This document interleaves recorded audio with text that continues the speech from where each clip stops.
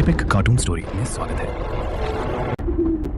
कहानी शुरू होती है एक सुनसान गांव से, जहां उस रात काली घटाएं छाई थीं और ऐसे गरज रही थीं जैसे आसमान फटकर धरती पर गिर पड़े। घंघोर बारिश और अंधेरा। आज राहुल को घर पहुंचने की जल्दी थी। ये बारिश भी ना कब से रुकने का नाम ही नहीं ले रही। घर जल्दी पहुंचना पड़ेगा वरना माँ डांटेगी।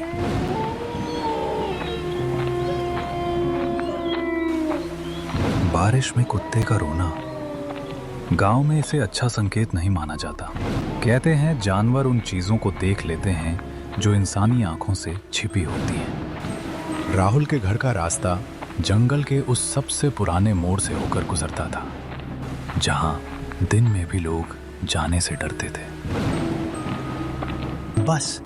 बस थोड़ा सा रास्ता और फिर घर आ जाएगा। हिम्मत रख राहुल, मत देख उधर।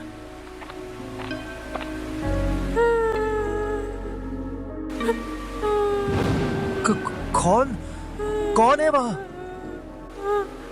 डरिए मत, मैं रास्ता भटक गई हूँ। आप मुझे मेरे घर तक छोड़ देंगे? आपने तो मुझे डरा ही दिया। ठीक है, जल्दी चलो, ये जगह ठीक नहीं है। बारिश, रात और एक अजनबी लड़की। राहुल समझ नहीं पा रहा था कि ये सब सच है या कोई बुरा सपना। लेकिन चलते चलते राहुल नोटिस करता है कि लड़की के पैर जमीन को छू ही नहीं रहे। राहुल के चेहरे पर डर उतरने लगता है। राहुल समझ नहीं पा रहा था। लड़की अचानक रुकती है। यही मेरा घर है। लेकिन घर पूरी तरह टूटा हुआ, जाले, टूटी खिड़कियां, कोई इंसान नहीं। ये घर तो सालों से बंद है। लेकिन मैं तो यहीं रहती हूँ हर बारिश वाली रात। अचानक वो लड़की अपने असली रूप में आ जाती है। उसके पैर जमीन में थी ही नहीं। राहुल मौत से भाग रहा था और चुड़ैल हवा में उड़कर उसके पीछे आ रही थी। रुको। राहुल फिसलकर कीचड़ में फंस जाता है। मेरी मदद करो, कोई है? जंगल के अंधेरे में अचानक उम्मीद की एक किरण जली। उस बुजुर्ग आदमी ने चुड़ैल के आगे लालटेन फेंककर आग लगा दिया। ये बरखा चुड़ैल है, बारिश में मरी थी। तब से वो हर तूफानी रात किसी न किसी को रास्ता दिखाने के बहाने अपने साथ ले जाती है। अगर आप नहीं आते तो मैं तो मर ही जाता चाचा। बेटा, बारिश की रात में इस गांव में कभी अकेले मत निकलना। ये जंगल के नाम पर कलंक है। ये दरअसल कब्रिस्तान है। यहाँ बहुत खतरा है। जल्दी जाओ अपने घर। राहुल फिर अकेले ही घर की ओर चलने लगता है। राहुल डर के मारे हांफते हुए अपने घर की दिशा में जा रहा था। अब बस घर पहुंचना है, किसी भी हाल। ये गांव सच में शापित है। तभी सामने से, दूर से लालटेन लिए एक आदमी आ रहा था। वो आदमी बूढ़ा था। अरे ओ लड़के, कौन हो तुम? इतनी रात में कहां भागे जा रहे हो? राहुल रुक जाता है। उसे थोड़ा सुकून मिलता है कि कोई और इंसान मिला। चाचा जी, मैं तो बस घर जा रहा था, बारिश में फंस गया था। अरे तुम्हारी हालत तो देखो, पूरे भीगे हुए हो और इस तूफानी ठंड में कहां जाओगे? मेरी मानो तो चलो मेरे घर। त्वचा काली पड़ गई। आप भी मरे हुए हो? हाँ, बरखा अकेली नहीं मरी थी, मैं भी उसी रात मरा था। और अब हर बारिश में हम दोनों शिकार ढूंढते हैं। अचानक घर के कोने से धुआं उठा और उसी धुएं से बरखा चुड़ैल बाहर आई। पापा, यही है वो लड़का। आज इसे जाने मत देना। मैंने आपका क्या बिगाड़ा है? प्लीज मुझे जाने दो, मेरी माँ इंतजार कर रही होंगी। राहुल अचानक सही समय देखकर भागने लगा। वो अपनी मौत से भाग रहा था। राहुल किसी तरह उस भयानक घर से बाहर निकल चुका था, लेकिन उसकी टांगें कांप रही थी।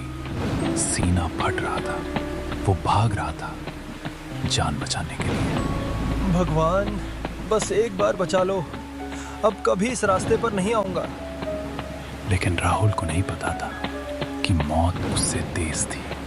उसके पीछे 2 साए हवा में तैर रहे थे। भाग ले राहुल, बारिश में कोई बचा नहीं।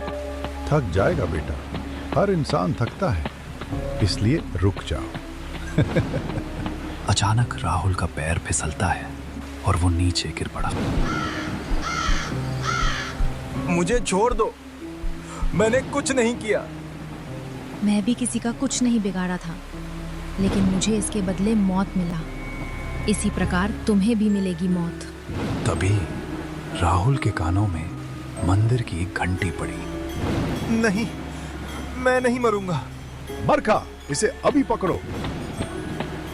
रुको। राहुल मंदिर के अंदर घुस गया। हे भगवान, आपने मुझे बचा लिया। मैं आपका धन्यवाद कैसे करूं, मैं समझ नहीं पा रहा हूं। बरखा और चाचा सीमा के बाहर रुक गए। पापा, ये बच गया। चुप हो जा बरखा, हर कोई बचकर नहीं जाता। जो आज बच गया वो कल हमारा होगा। राहुल बच गया, लेकिन कहानी खत्म नहीं हुई, क्योंकि कुछ आत्माएं छोड़ती नहीं। अगर कभी बारिश की रात कोई आपको रास्ता दिखाने को कहे तो याद रखना, हर मदद करने वाला इंसान जिंदा नहीं होता। दोस्तों, इस कार्टून को बनाने में बहुत मेहनत और रातों की नींद लगी है। अगर आपको ये कहानी पसंद आई हो तो एक छोटा सा सपोर्ट कर दो, लाइक करो, सब्सक्राइब करो और कमेंट में जरूर बताओ कि अगली हॉरर स्टोरी किस पर बनाऊं। मैं आपके कमेंट्स पढ़ता हूं।